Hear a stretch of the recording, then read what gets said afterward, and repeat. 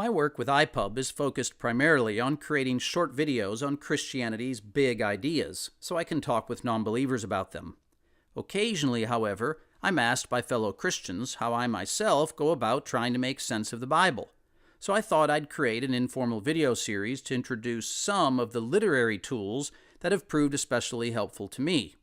Now, in order to simplify this series, I'd like to focus on just one Bible story. And since I've already published a short video on the story of the diminutive tax collector named Zacchaeus, found in Luke chapter 19, verses 1 to 10, I figure I might as well choose that one so you can see a finished product once we've reviewed some of the tools supplied to us by Luke. But before getting started, I'd like to address two preliminary things. First, I'll be discussing a literary approach to understanding the Bible. Though the Bible is more than mere literature, it's still something you have to read. And just as the biblical writers were good at their craft, in part because they had worked hard at the art of writing, in the same way, a good reader needs to work hard at the skill of reading.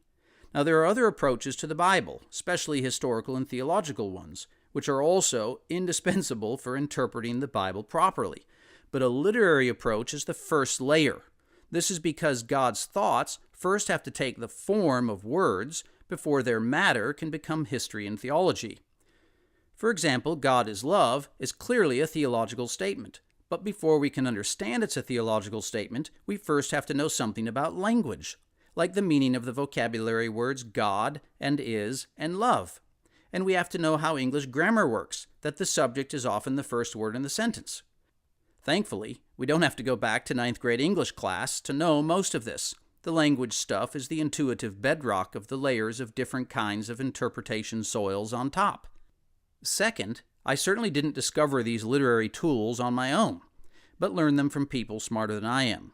A few guys in particular have influenced my approach. H.D.F. Kiddo, the classicist, Robert Alter and Meyer Sternberg, the Old Testament scholars, none of whom are Christians, and especially David Gooding, who is a Christian, whose commentary on Luke is now available for free, believe it or not, at myrtlefieldhouse.com. So if you want to know where I'm coming from, read those guys and the critiques of their books.